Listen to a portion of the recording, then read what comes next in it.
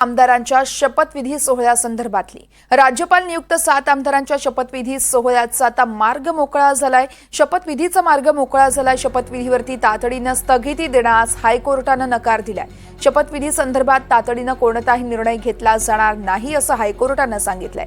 त्यामुळे आज राज्यपाल नियुक्त आमदारांचा शपथविधी होणार हे निश्चित झालंय। थोड्याच वेळात हा शपथविधी सोहळा पार पडेल।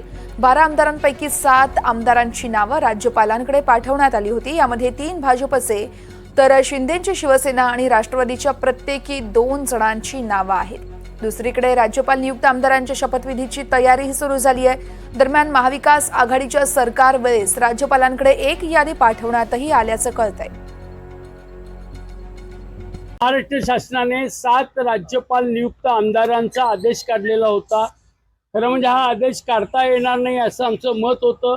या संदर्भामध्ये आज सकाळी उच्च न्यायालयामध्ये आमचे वकील सिद्धार्थ मेहता यांनी मेन्शन केलं। त्यावेळी सरकारी वकील जी तेही उपस्थित होते। आम्ही त्यांनी जी ऑर्डर केलेली आहे ती ऑर्डर त्याच्यामध्ये आम्ही सरकारी वकिलांना कोर्टापुढे ती दाखवली। त्या ऑर्डरवर न्यायालयाने सांगितलेलं आहे की जो मी जजमेंट देणार आहे त्या जजमेंटच्या मध्ये ही ऑर्डरचा नेमका काय स्टेटस आहे बघून मी निर्णय देतो। 2 दिवसात त्याचा निर्णय येणार आहे। 2 ते 3 दिवसामध्ये मी जजमेंट देतो अशा प्रकारचं त्यांनी सांगितलेलं आहे। याच्यावर सविस्तर आता आम्ही पुढील आणि काही असेल तर ते करणार आहे। आणि या संदर्भात अधिक माहिती देत आहेत आमच्या प्रतिनिधी भाग्यश्री प्रधान आहेत आपल्यासोबत। भाग्यश्री, आपण बघतोय ठाकरे गटानं यासाठी विरोध केला होता। शपथविधीवरती तातडीने स्थगिती देण्याची मागणी ठाकरे गटानं केली होती, मात्र हायकोर्टानं आता थेट नकार दिलाय। त्यामुळे शपथविधीचा मार्ग कुठेतरी मोकळा झालाय।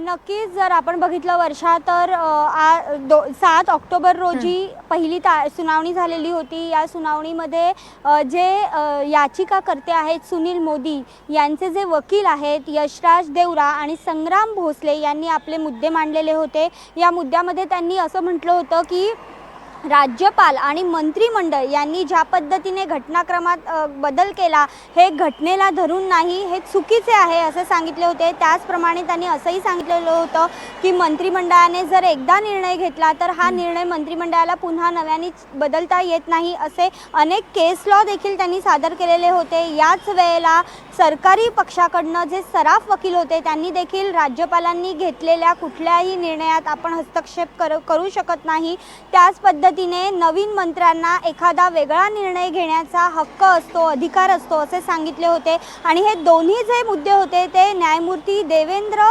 उपाध्याय यांनी ऐकलेले होते आणि त्याच्यावर जो रिझल्ट होता तो त्यांनी राखीव ठेवलेला होता।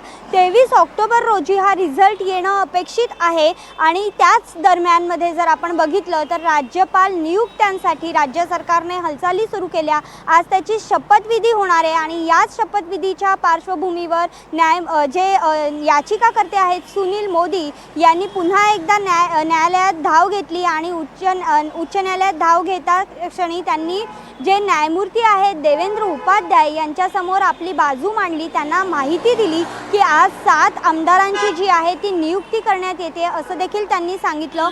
यावेळेला आपण जर पाहिलं तर ज्यावेळेला न्यायमूर्ती यांनी सांगितलं की हे जरी असं असलं तरी मी तातडीने कोणताही निर्णय आत्ता या क्षणी घेऊ शकत नाही, येत्या 2 ते 3 दिवसात मी या संदर्भातला निर्णय नक्की देईन आणि या वेळेला मात्र हा जो तुम्ही मुद्दा मला आत्ता लक्षात आणून दिलेला आहे त्यावर आम्ही भाष्य करू, त्यावर विचार करू असं न्यायमूर्ती देवेंद्र उपाध्याय यांच्या खंडपीठाने सांगितलं। मात्र यावेळी देखील सरकारी वकिलांनी राज्यपाल यांनी घेतलेल्या निर्णयामध्ये आमची कोणतीही भूमिका नाही, आपण हस्तक्षेप करू शकत नाही अशा पद्धतीची बाजू मांडलेली पाहायला मिळाली। असं असलं तरी आज जर आपण वर्षा बघितलं तर ज्या शपथ होणार आहेत त्या कोणत्याही पद्धतीत होणारच आहेत हे निश्चित झालेलं पाहायला मिळतंय वर्षा सध्या तरी। निश्चितच भाग्यश्री, या संदर्भातले प्रत्येक अपडेट जाणून घेत राहू। तुर्तास धन्यवाद।